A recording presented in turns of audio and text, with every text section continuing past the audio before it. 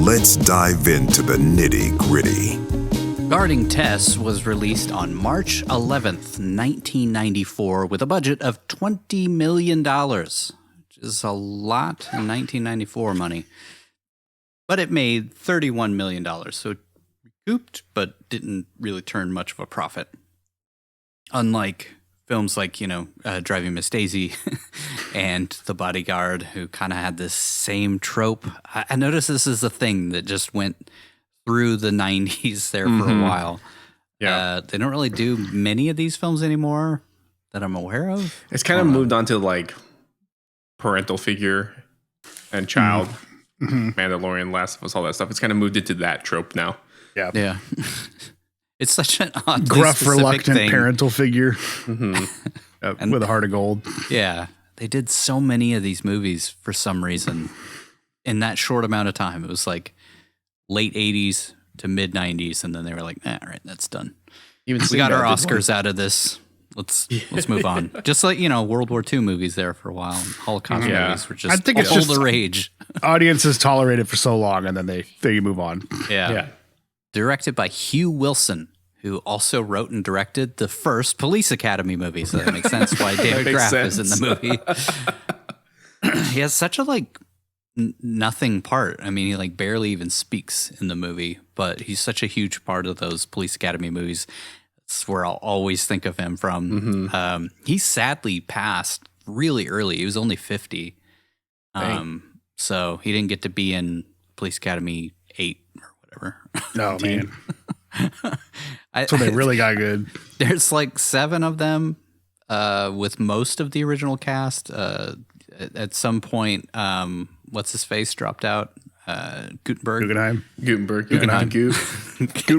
Yeah, I don't remember Gutenberg. his name. He dropped out. I think Bobcat Goldthwait did a few of them, and then he dropped out. And the guy who makes the noises, Michael Winslow, I think he's still in all of them.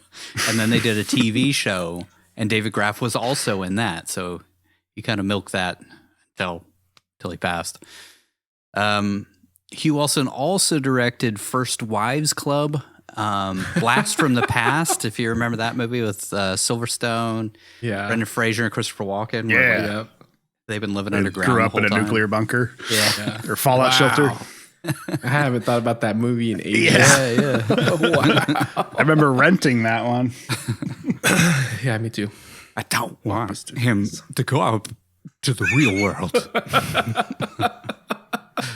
I want to watch that movie. He's the perfect man.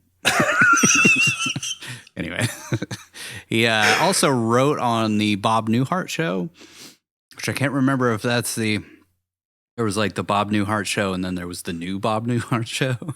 And I think the new Bob Newhart show was this is my brother Daryl. It was my other brother Daryl. That one.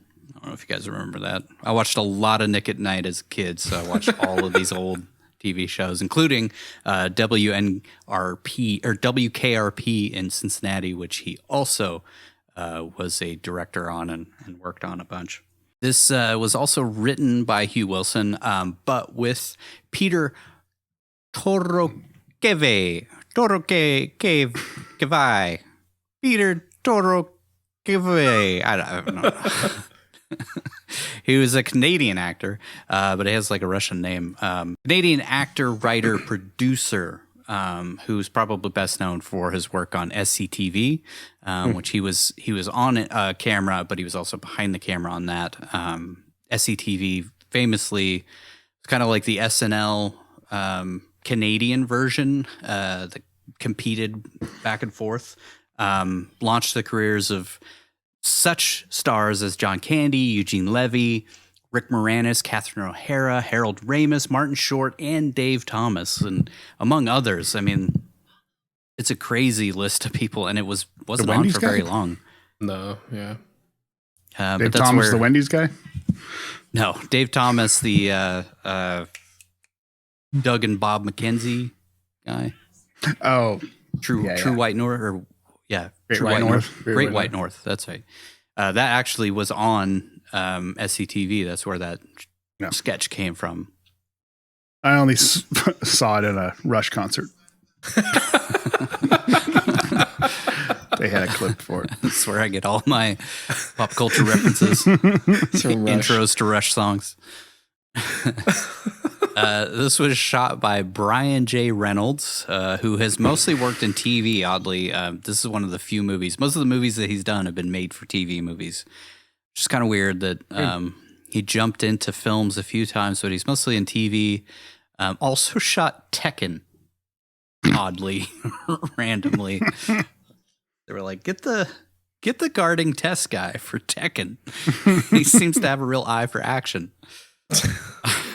Also shot on NYPD Blue, The Closer, Better Off Ted, and that new reboot of 90210.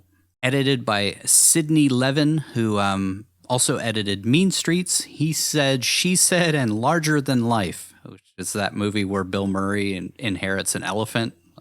Anybody who remembers that movie? No.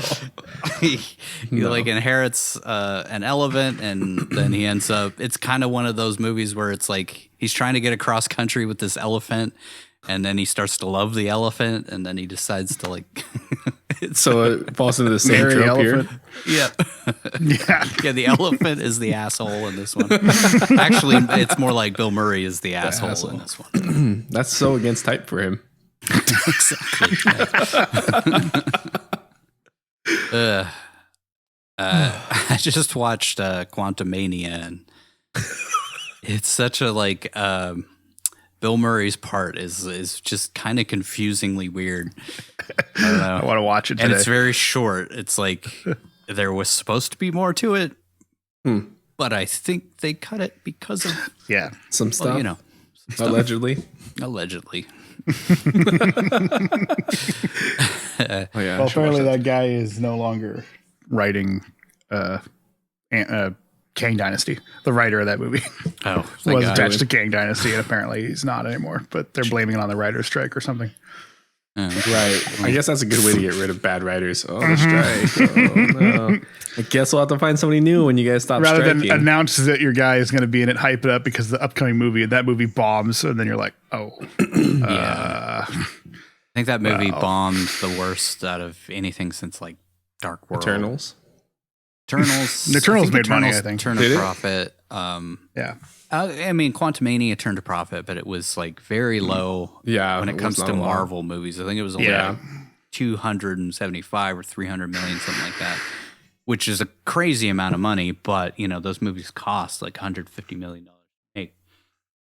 So, you know, it's a pretty big gamble. I mean, at this point, it's not so much of a gamble thinking that these movies are going to do well, but like spending that much money each time out, it only takes one, and you're just, you're in the red horribly.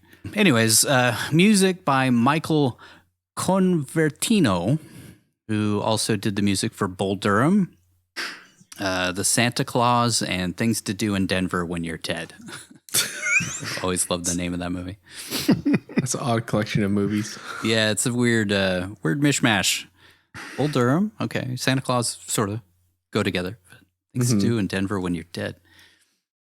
Rotten Tomatoes gave this film a 56%, 5.7 out of 10, only 34 reviews. Again, you got to remember, Rotten Tomatoes didn't exist when this film came out, so they're going back to past reviews and extrapolating what they think that the reviewers gave it out of 10. So out of those 34 reviews, 56% of them gave it a 6 or better. Feels about right. Audience score was 48%. Right there, kind of 5 out of 10. Metacritic's about the same, 46%. IMDb is a 6.2 out of 10. So, as we've said many times, that's kind of the real audience, the real people, and a much bigger sample size on IMDb. 6.2 out of 10. I feel like there's a lot of nostalgia around this film. Like if you grew up and it was on a lot. Like this was weirdly a lot of people's introduction to Cage. Because it was a popular movie. I remember it got run into the ground there for a while, and like, you know, it was on all the movie channels, and then it was on like TNT, TBS all the time, stuff like that. And it did get a cinema score. That's the first movie in a while that's gotten a cinema score, B+. A B plus. B plus, pretty tepid. Yeah. When it comes to these films, as we've mentioned in the past, anything lower than like an A minus, because people went specifically to watch the movie and then they were asked what their feelings were on the movie, and if you walk out of the theater with a B plus, that's not the greatest endorsement for the film.